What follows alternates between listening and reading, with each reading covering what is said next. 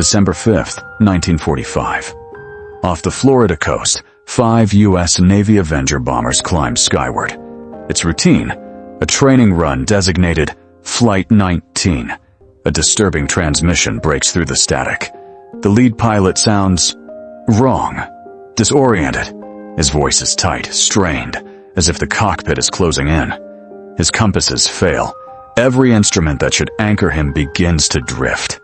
They can no longer determine their position, suspended over an unremarkable patch of ocean, an expanse that officially does not exist.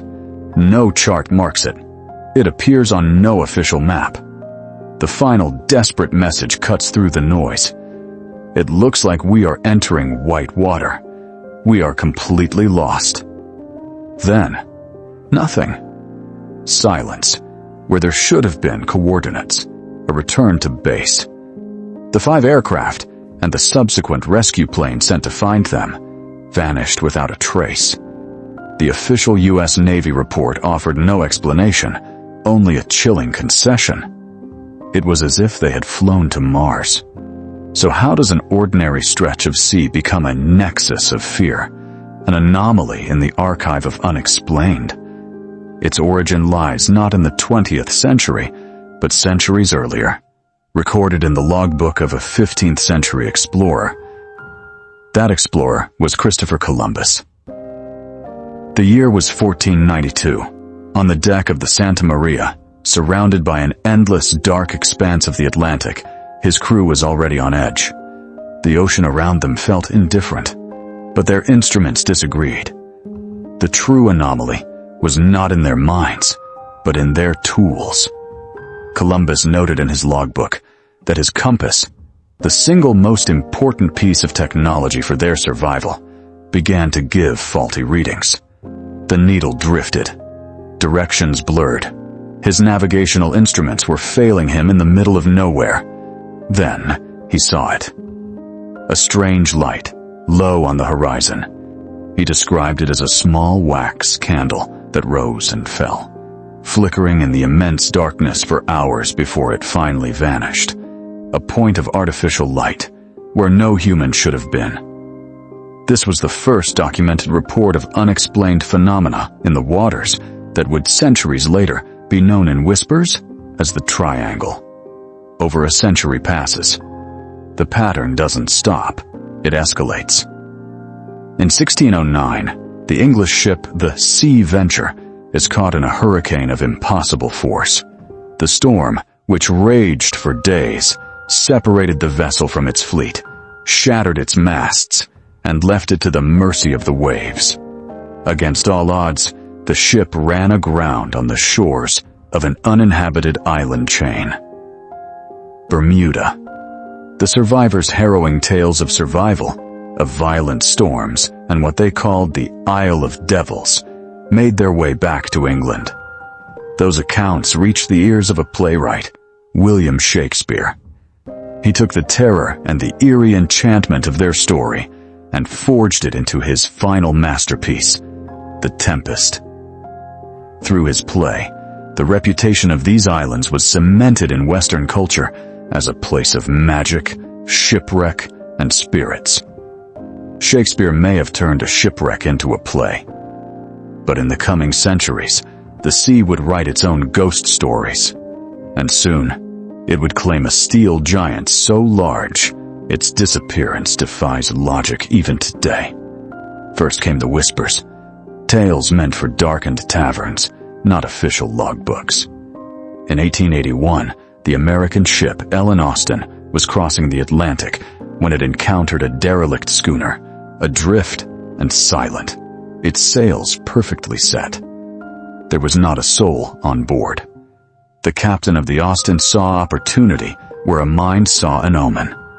He put a small prize crew aboard the stranger with one order: keep pace and follow him to port. Then a squall rolled in, sudden and violent, pulling a curtain of rain between the two hulls and tearing them apart. When the weather cleared 2 days later, the Austin's crew spotted the schooner again, just as they had first found it, drifting, empty.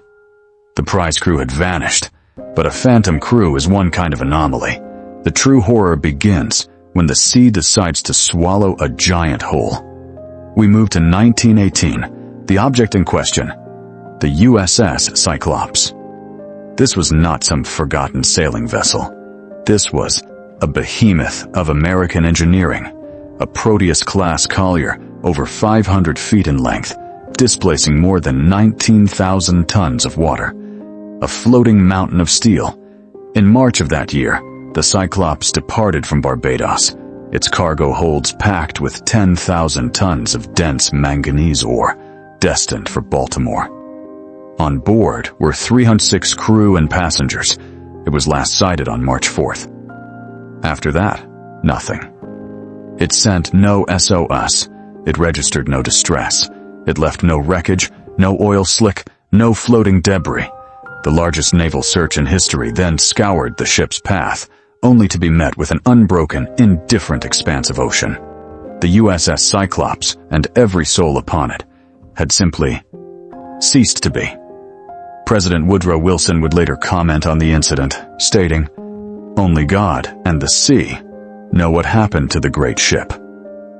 To compound the anomaly, two of the Cyclops' sister ships, the Proteus and the Nereus, would also vanish without a trace along similar routes in the following decades. A cursed lineage, repeating the same unexplained pattern. Losing a 500-foot steel vessel without a single piece of evidence tested the limits of logical explanation. You can dismiss one vanishing as bad luck, or a storm no one saw coming. For now. But the Triangle's most infamous act was yet to come. It would not take place on the water, but in the vast, open sky. It would unfold in broad daylight, and it would claim not one vessel, but an entire squadron of America's most skilled aviators. December 5, 1945, Fort Lauderdale, Florida. The event that would cement the legend didn't begin with a storm. It began with the mundane roar of 5 engines on a runway. Flight 19. A squadron of 5 TBM Avenger torpedo bombers, manned by 14 highly skilled aviators, departed on a routine 3-hour training exercise. Their leader was Lieutenant Charles Taylor, a combat veteran with thousands of flight hours. The weather was clear. The mission was simple. On paper, nothing about it suggested the unexplained. But 90 minutes after takeoff, the control tower received a transmission. It was Taylor. On the surviving logs, his voice is calm, but his words are an anomaly. He reports that his compasses are malfunctioning. Then comes a statement that defies all training. "Both my compasses are out. I am trying to find Fort Lauderdale. I'm sure I'm in the Keys, but I don't know how far down." He was wrong. Ground station radar placed him east of the Florida coast, over the Bahamas. They instructed him to fly west. But Taylor, disoriented, trusted his own flawed perception. He believed he was over the Gulf of Mexico, and that flying west would take him deeper into oblivion. So he made a fatal decision. He turned his squadron east, convinced he was guiding them home, when in fact he was leading them further into the vast, empty expanse of the Atlantic. The radio transmissions documented their descent into chaos. Other pilots, their instruments working perfectly, could be heard questioning the course. "If we would just fly west," one pilot pleaded, "we would get home." But they followed their commander. As fuel ran low and the sun began to set, their final messages became fractured by static and despair. "We are entering white water. We are completely lost."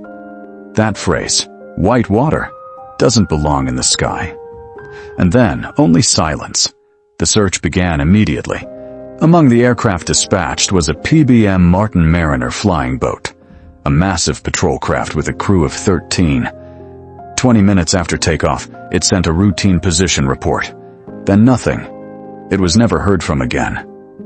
A tanker cruising through the dark waters later reported seeing a massive fireball bloom in the sky at the Mariner's last known location, and then a vast oil slick on the water. In the span of a few hours, 6 aircraft and 27 men had vanished from the face of the Earth. The Navy's official report offered no logical explanation, stating it was as if they had flown to Mars.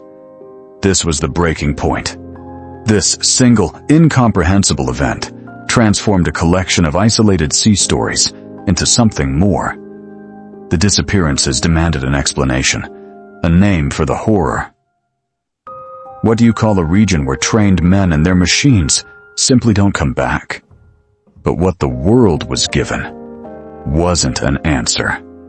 It was a label and a map to a place that didn't exist. For a long time, these events were nothing more than whispers, isolated anomalies adrift in the vast, indifferent Atlantic. A phantom ship, a vanished collier, a lost flight, rumors dismissed as sea stories. They stayed unconnected until 2 men gave them a name and a home. The first was a writer named Vincent Gaddis. In 1964, he was the one who drew the first hard lines on the map.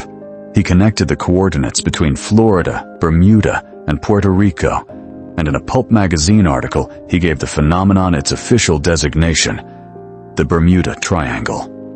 But it was another man who truly weaponized the legend. 10 years later, in 1974, Charles Berlitz published a book titled, simply, The Bermuda Triangle. It was an immediate global sensation, an unexplained cultural eruption that sold over 20 million copies. Berlitz wasn't just recounting disappearances, he was selling explanations, or rather, dozens of them. His book pulled in every fringe theory and fused them into one cohesive nightmare: alien abductions, portals to other dimensions, rogue technology from Atlantis. He took disjointed sea stories and codified them into global folklore. The monster now had a name and a mythology. And so the legend solidified, built on a foundation of spinning compasses, dead radios, and silent skies. For half a century, it has persisted, drifting through pulp magazines, paperbacks, and late-night broadcasts. But a story, no matter how powerful, is still just a story. And every story has a loose thread. Now, we are going to pull the first one. It all begins with those compasses. The spinning compass. It's the cornerstone of the Bermuda Triangle legend, the primary piece of physical evidence that something is wrong in this stretch of ocean. A needle that should hold steady, suddenly hunting in circles. Yet this anomaly doesn't actually require otherworldly forces. It's a documented feature of planetary physics. To understand it, we have to start with one unsettling fact. Your compass does not point to the North Pole. It points to the magnetic North Pole, a constantly shifting point buried deep within the Earth. The geographic North Pole, the fixed axis our planet spins around, sits in a different location. The angular gap between those two targets is called magnetic declination, and for centuries, trained navigators have corrected for that discrepancy. But the area known as the Triangle was, for a time, unique. It lay beneath an agonic line, a rare corridor on the Earth's surface where magnetic declination drops to zero. In that narrow band, magnetic north and true north snap into perfect alignment. Imagine 2 sets of navigational charts, one for each north, suddenly telling the exact same story in this one region. For a pilot unprepared for that abrupt alignment, the effect is profoundly disorienting. And here is the crucial data point. The Earth's magnetic field is always drifting. That agonic line has migrated west, out of the triangle. The anomaly, at least on paper, has corrected itself. So the spinning compass, the famous deviation, is a matter of terrestrial mechanics, not supernatural interference. A predictable shift in the planet's core field. That sounds tidy. But a fix for an instrument needle leaves one thing unexplained: how a 500-foot naval vessel like the USS Cyclops could be swallowed by the Atlantic without a trace, how does a ship of that size simply vanish from charts, from every submersible search, as if erased? For that, we turn away from imagined phantoms and toward the true physical behemoths that dwell within the Atlantic. These physical behemoths are not myth. They are documented, observable forces, charted in logs, measured by instruments, and they have names. First, this stretch of the Atlantic is a known hurricane alley, a grimly efficient corridor that funnels some of the most violent, unstable weather systems on the planet through this zone. A hurricane, of course, is a forecastable threat, a monster you can see coming on the radar. The ocean's more insidious anomaly gives no such warning. The rogue wave. This is not the long, sloping face of a normal swell. Imagine a sheer wall of water, a vertical cliff, rising without pattern from the abyss. These anomalies can exceed 100 feet in height. A vessel like the USS Cyclops, itself a 500-foot titan of steel, would be rendered insignificant, a toy lifted and then crushed by a force that does not even register its existence. The ocean swallows such things whole. Stop. A 100-foot wave can sink a ship. That is logical. But it fails to explain the most unsettling part of the legend. Why there is never anything left. No wreckage. No bodies. No trace. The answer, you might assume, is another monster. It is a river, hundreds of times more powerful than the Amazon, hiding inside the ocean itself. The Gulf Stream, a fast-moving current that cuts directly through this region. It can transport debris hundreds of miles in a single day, dispersing any evidence of a wreck across an unsearchable area, erasing it from existence. Some researchers have also theorized about sudden eruptions of methane hydrate from the seafloor, violent gas releases that could, in theory, destabilize a vessel. But this remains highly speculative and still lacks direct evidence. Hurricanes, rogue waves, and a current that erases all evidence. These are the true forces at play. So we arrive at the final, most critical question. Does this powerful combination of terrors actually make the triangle more dangerous than any other busy stretch of ocean? The official numbers are the most shocking part of this entire story. They're not just shocking, they're definitive. The very institutions that spend their existence measuring maritime risk, the United States Coast Guard, Lloyd's of London, do not officially recognize anything called the Bermuda Triangle. Pull up any nautical chart approved for navigation. You will not find this ominous shape. For the professionals who steer cargo through these waters, it simply does not exist. The reason is a matter of cold arithmetic. In a recent year, out of over 8,000 commercial vessels that transited this heavily trafficked corridor, only 2 incidents were reported.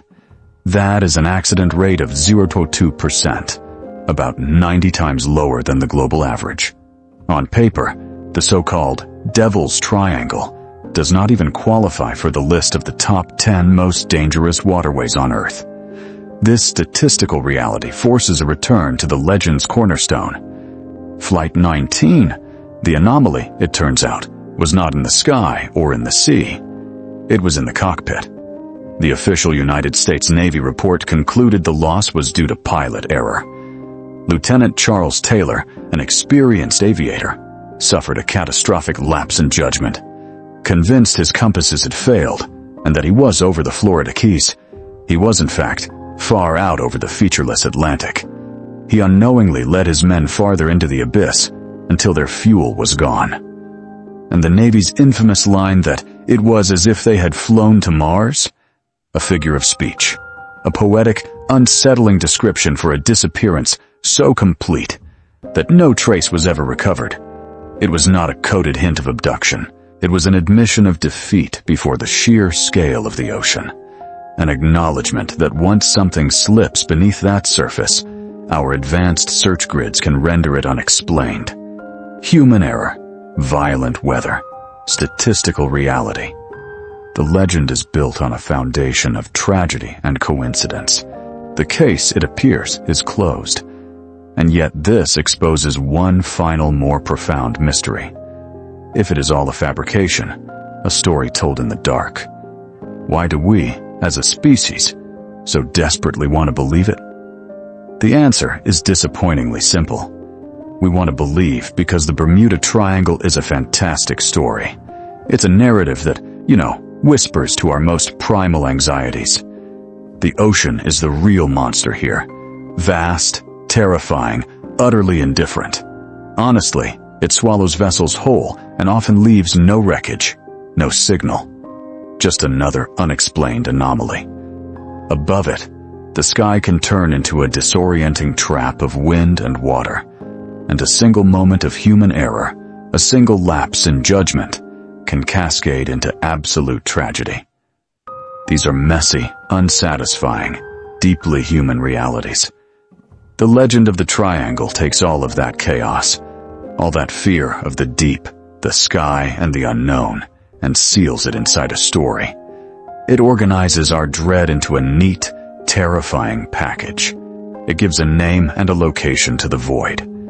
It allows us to believe that when people disappear, it's for a reason that is grand, mysterious, and perhaps even supernatural. Not because of a faulty compass, a sudden storm, or a pilot who simply got lost. The legend of the Bermuda Triangle is not a fact. It's a beautifully boring myth. And yet, every so often, another vessel or submersible goes silent, and stays that way. If you believe that seeking the truth, no matter how mundane, is a worthy endeavor, let me know in the comments what mystery we should deconstruct next. And if you wish to continue these journeys into the heart of our world's most enduring legends, through recovered logs and lost footage, subscribe to this channel and activate notifications.